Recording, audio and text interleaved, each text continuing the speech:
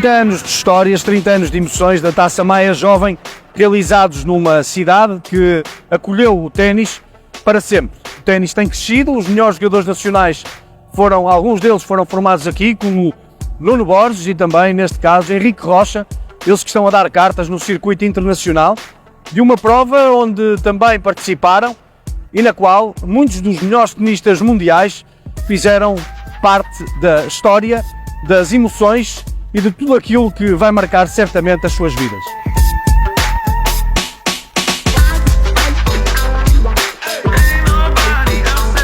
Complexo Ténis da Maia, o local onde se realiza a Taça Maia Jovem, este ano com 30 anos de emoções, 30 anos de histórias.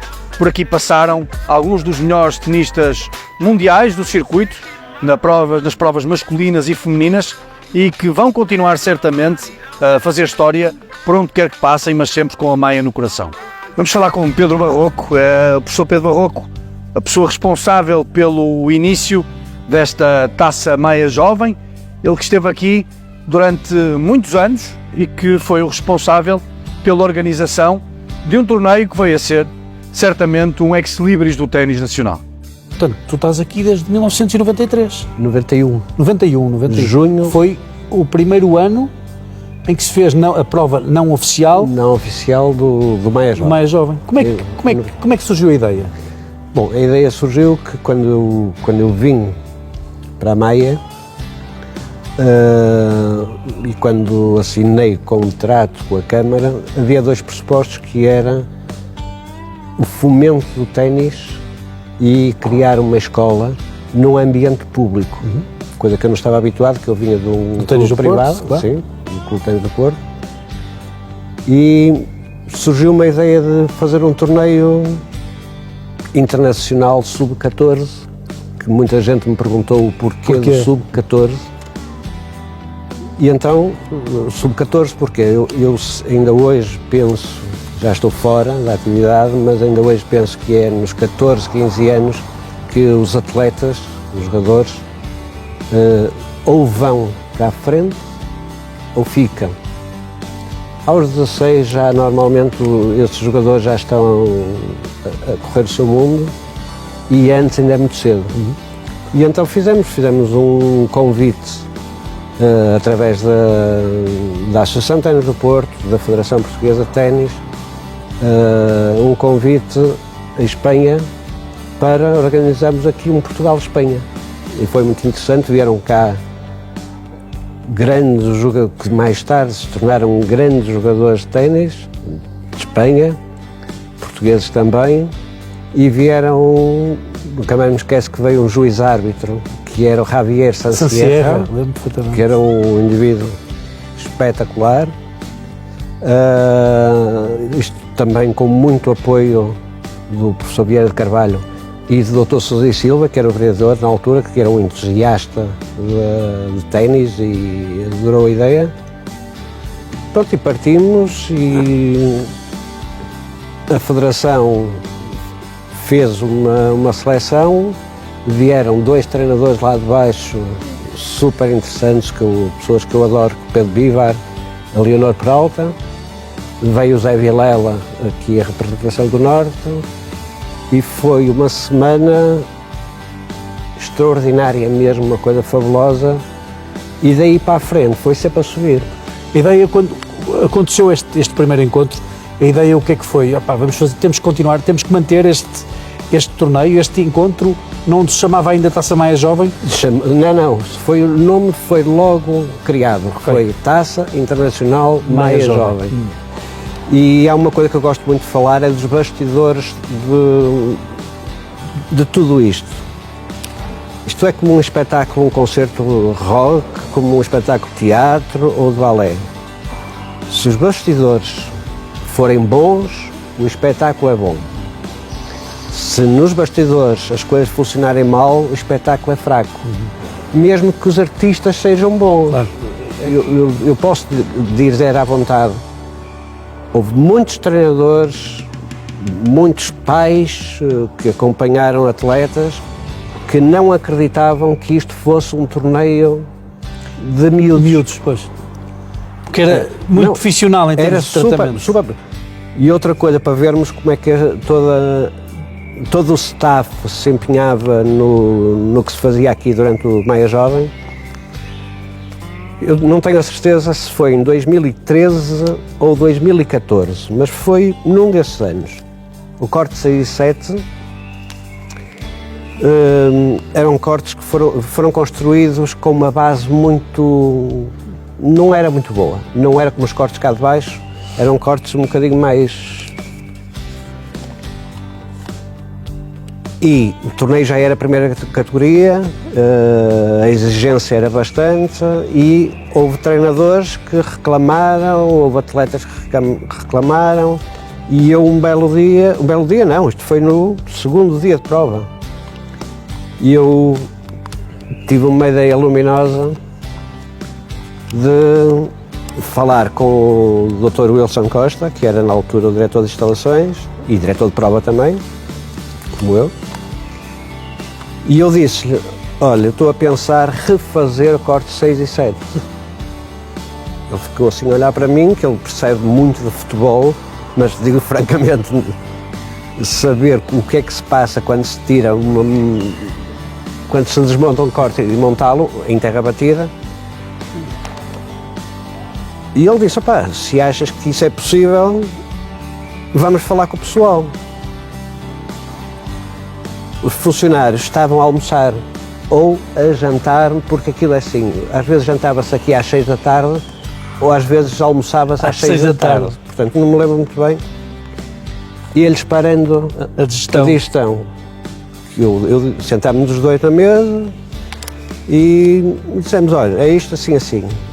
E eles disseram, mas ó professor, pá, vamos. Sem medo. Mas não há pessoal, não sei o quê. Olha, eu estou aqui. O Wilson disse de imediato, eu estou aqui. E eles também alinharam e nunca mais me esquece. Estivemos, os funcionários dos cortes, eu, o Wilson, as senhoras da limpeza, os funcionários da limpeza, da secretaria, alinhamos todos e começamos a desmontar dois cortes 6 e 7. Entretanto nós comunicamos aos treinadores, nós amanhã vamos temos fazer cortes às 7h30 da manhã, que era a hora que chegava a primeira caminhonete, o primeiro autocarro que vinha do hotel, para treinos, chegava às 7h30 da manhã. Nós garantimos que amanhã temos o corte 6 e 7 impecáveis para jogo. Ficou toda a gente assim, isso é impossível. Aliás, colegas meus aqui disseram que era impossível fazer uma coisa dessas. A verdade é que trabalhamos até de manhã.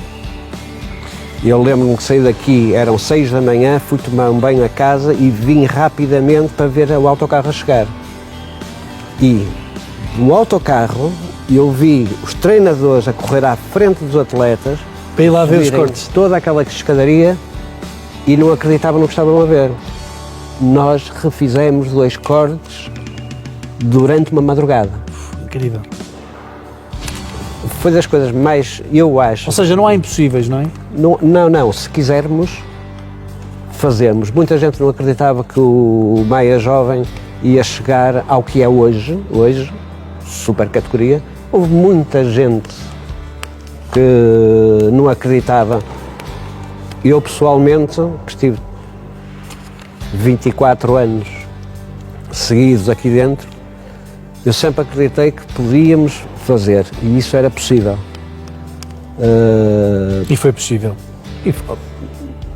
É assim, eu ao fim destes anos todos, e agradeço imenso ser convidado para esta entrevista, eu ao fim destes anos todos, e já estou retirado há 9 anos, é uma satisfação, eu não tenho saudades. Eu tenho boas recordações, muito boas. É aquilo que eu sinto e é por isso que aqui estou, senão não estarias. Não estaria.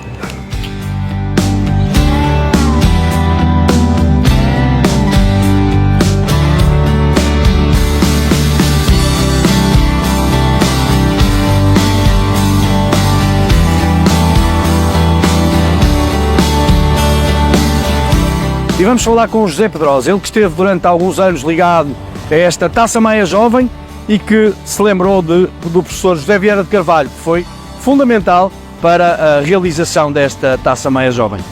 Professor, quando veio para a Câmara da Maia em 82, portanto, 1982. apanhou o torneio desde o início, Exatamente. desde 91. 91, exato. Como é que na altura, como é que a Câmara da Maia, e sendo uma pessoa do desporto, desde sempre, professor de Educação Física, Sim. fez tantos desportos, como é que a Câmara da Maia abraça um projeto destes ligado ao ténis, uma modalidade que na altura seria mais ou menos elitista? Exato. Como é que a Câmara da Maia agarra esta ideia? Olha, eu penso que por muitas voltas que a gente dê, tudo isto não é mais nem menos do que as ideias do Dr. Vieira de Carvalho. O Dr. Vieira de Carvalho era realmente uma pessoa que estava muito à frente do seu tempo. Eu ia dizer isso, realmente. E foi um homem que tudo o que ele criava, ele tinha um objetivo na sua vida. Mas de qualquer maneira eu penso que, inclusivamente aqui no caso do ténis, a justiça tem de ser feita. O ténis, para a maior parte de todos nós, era uma novidade e portanto nós não tínhamos assim grande enfarinhamento nisto tudo. E penso que ele teve o arrojo e o bom sentido de contratar na altura o professor Pedro Barroco, pela sua experiência, pelos seus conhecimentos, conseguiu fazer aqui um trabalho muito de grande valia, uma mais-valia, que acabou por catapultar a Maia para um patamar elevadíssimo a nível do ténis e onde nós, ainda hoje, eu recordo-me, passaram por aqui grandes nomes do ténis mundial. E eu recordo-me de ter tido a oportunidade de falar com o Juan Carlos Ferrero, quando ele cá veio, conheci outros como o Alcaraz, que cá esteve, portanto, pessoas que realmente referenciaram e hoje são figuras proeminentes do ténis mundial. E que para nós é uma mais-valia perante todas as situações e que só veio demonstrar que aquilo que o Dr. Vieira de Carvalho idealizou,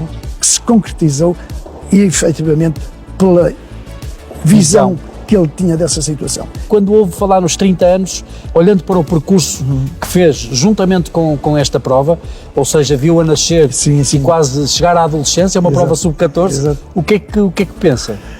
Sinto um orgulho muito grande, porque, como lhe disse há pouco, as grandes vedetas que passaram aqui certamente nunca esquecerão a Maia. E portanto a Maia estará sempre, quer queiramos, quer não, na sua vida. E para nós será sempre o cartão de visita dizer que tivemos aqui fulano, Beltrano, grandes nomes. Ainda hoje no panorama, o Ferrero, hoje é o treinador do Alcaraz. Portanto, ganharam cá os dois. É verdade. Portanto, são coisas que mostram de que valeu a pena o investimento, valeu a pena apoiar quem assim pensou. E uma mais-valia e um grande abraço de saudosismo para o Dr. Vieira de Carvalho pela sua visão estratégica destas coisas todas.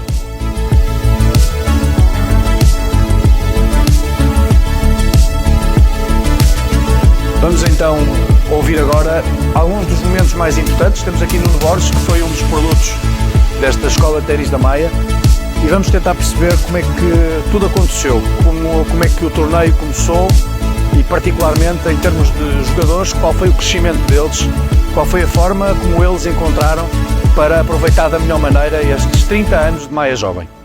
Estamos num